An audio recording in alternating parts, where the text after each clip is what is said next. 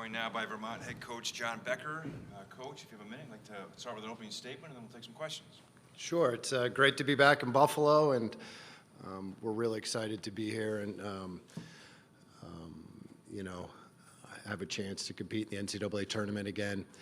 You know, we've had an incredible run through the conference tournament, winning by, I think, 36.5 points per game and come in really confidently.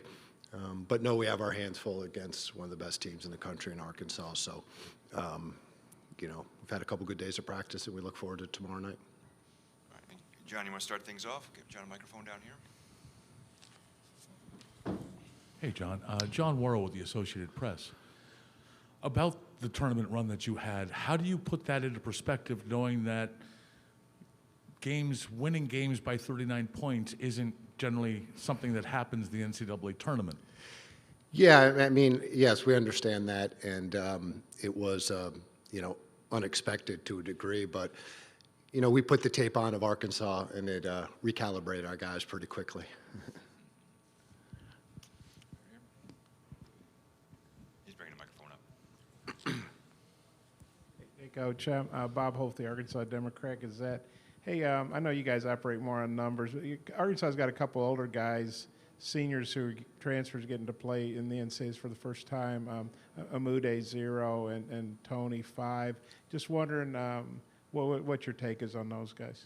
Yeah, Amude can really shoot it and has been great for them, and Tony's might be one of the best cutters off the ball that we'll face this year. So they are a big part of their team and pose problems, and have unique skill sets. So, they're really good players. Oh yeah, I mean, defensively they're just big and athletic and strong, and like their whole team. I mean, they're the best defensive team in the Southeast Conference, and that's going to be a big challenge for us tomorrow. Is not turning the ball over, shots and not turnovers, and those guys really can get into you and be physical and athletic and block shots at the rim, and so we're going to have to make great decisions tomorrow. Coach, Finn Sullivan and Justin Mazzulla, both in your starting lineup, upperclassmen, but they're transfers who, haven't played in the tournament yet. What, in that interesting position, what advice do you have for them? Yeah, I mean, I was more worried about them in the championship game. That the pressure that game has to it in a one-bid league where you got to win that game to get to here. So I think there's some pressure taken off them at this point, and but we want to just continue. We're here to compete, and they've been really good, and the way they played in that championship game gives me confidence that they'll be fine tomorrow night. In the back. Andre Robinson, Challenger Community News. Congratulations, Coach Becker, on your success. My question for you is, what makes this team different from the 2019 team that you had?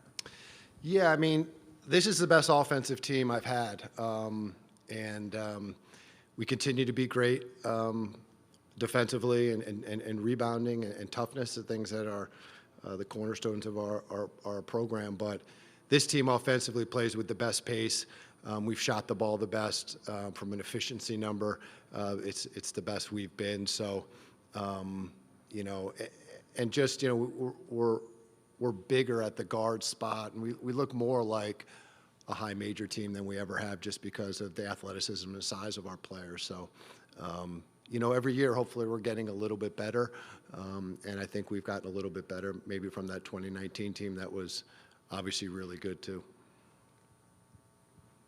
Up front again. Coach, you mentioned Arkansas's defense, and it has been really good for the most part for 20-plus games, but Eric wasn't very happy against Texas A&M. I'm sure you watched that SEC tournament, and A&M hit 8 out of 15, and Eric said, that was kind of a relapse to early in the year when they were struggling. I know you guys have great three-point numbers. How do you see their three-point defense against your three-point shooting? Yeah, I mean, I think if we can take care of the ball initially, early in the clock, if we can handle their pressure in the full court and up, pressing up into us at half court, if we can handle that initial part of the shot clock, and then kind of get into our offense, I think we'll have an opportunity to generate some good offense. But we'll see. I mean, that's the thing you just don't know is you got to get into the game and feel the game a little bit and feel their athleticism and their, and their size and things like that.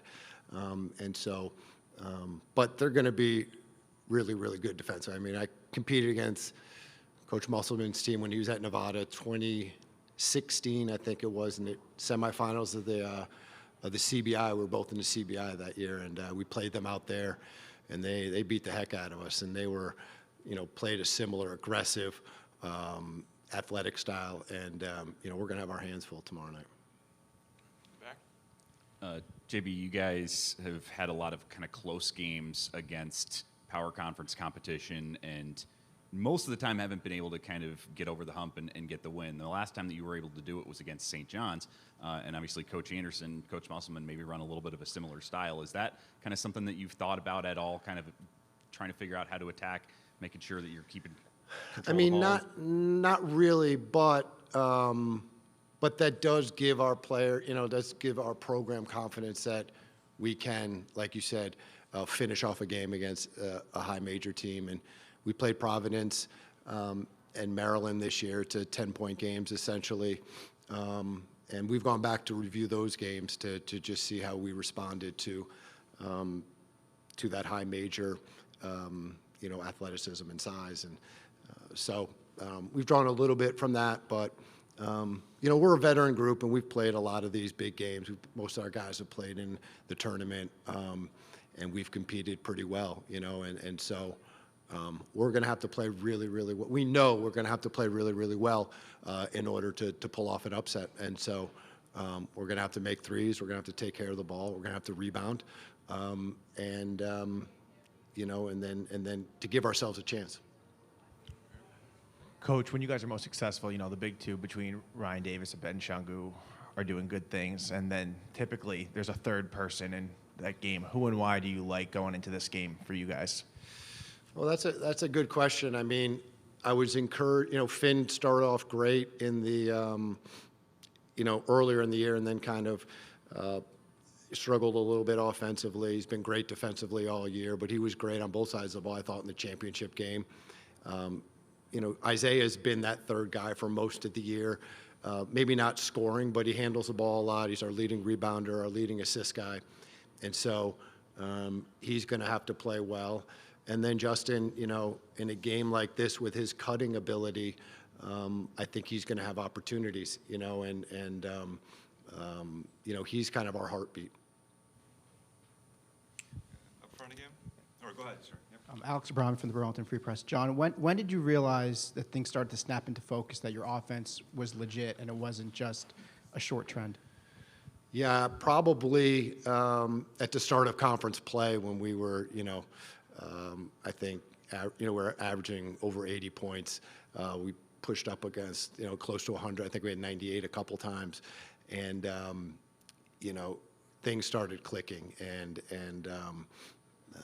then it just continued. And then we clinched the league with 5 games to go. And then it got a little squirrely there for a couple games, but then right back to it, in the playoffs. So I thought we played really good offense in the non-conference against really good competition, mostly on the road, and we were shooting 29% from 3, and we were generating wide open shots. We couldn't make them, and then, after the holidays, we come back and then we were making everything, and so and that's pretty much continued through for the rest of the year, and guys have gotten confident now, and but it all starts on that end with Benny and Ryan. Our offensive game plans are built around how teams are going to guard them, and they've been consistently great all year.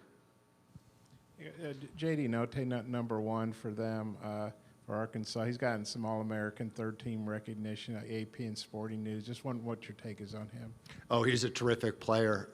Mid-major kid that transferred up, first-team All-League in the SEC, which we all know is one of the best conferences in the country.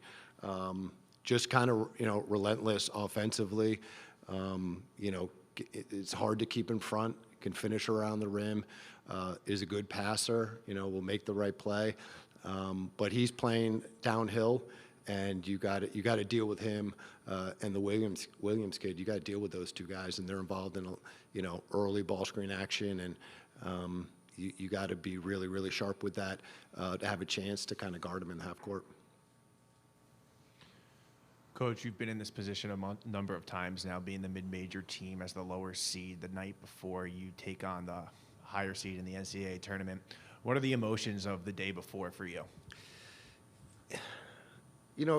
Obviously excitement, and it's great to have huge travel party and the experience for our players, and this at all levels, but at the mid-major level, having to win your conference tournament, like this is what you work for all year.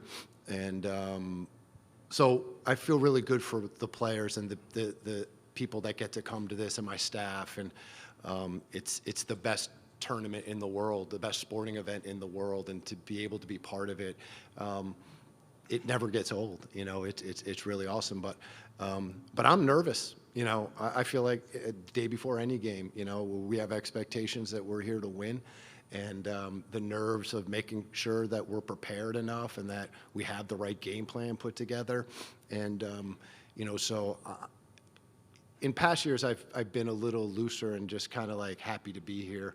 I don't feel like that this year. Go in front here.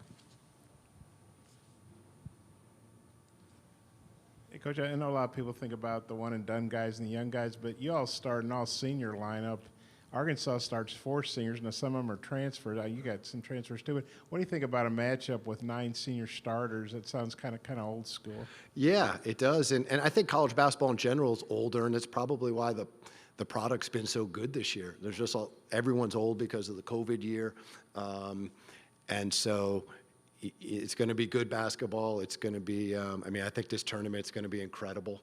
And it gives everybody, it's just going to, I think there's going to be upsets. I think it levels the playing field a little bit. And with 9 senior starters tomorrow, it's going to be, hopefully it's a good basketball game. Coach, what is it about your coaching style that makes these athletes actually want to stay at Vermont? Yeah, thank you for asking that. That's one thing I'm really proud of, is that we don't, I can count on one hand probably the guys that have transferred out of this program, and we've obviously been really good because we have really good players, and I think it speaks to the experience that our players are having from my coaching staff, and the job that they do and the relationships they build, to the respectful nature I hope that we have, that I know we have, as far as how they're being treated. They're being coached the right way. They trust us. They believe what we're telling them, and we win a lot, and that's a big part of it too. And so it's great academic university. It's a community that loves the basketball team and cares about basketball and supports us in an incredible way. And I think hopefully you'll see that tomorrow with the turnout of Vermont fans. Hopefully that will be here. And so it's a combination of things, but something that I'm probably most proud of is that the guys stay here, and a lot of our guys have a lot of options and a lot of people pulling, not a lot of people, but people pulling them in other directions, and they choose to stay here and ultimately play for me. And I don't take that lightly. Well, it's fresh, nevertheless. What's that? It's fresh, nevertheless. Yes. All right, we have time for one more question. You want to go in front here? This is kind of a fun one, hopefully. I don't know if you knew this. Finn, well, I know he came from San Diego. That's where Eric played, University of San Diego. And Eric said that his youngest son, Matthew, he doesn't play, but he goes to San Diego. And he said they had a class together a couple of years ago. I guess that's kind of one of those small world things. Just wondering if you had any thoughts on that. No, I didn't know that. But that's part of the thing when you have transfers that play on other teams with other guys. I have seen some of our guys. Do know some other guys on other teams, but yeah, that's cool. All right, Coach. Well, thank you very much for your time, and good luck tomorrow.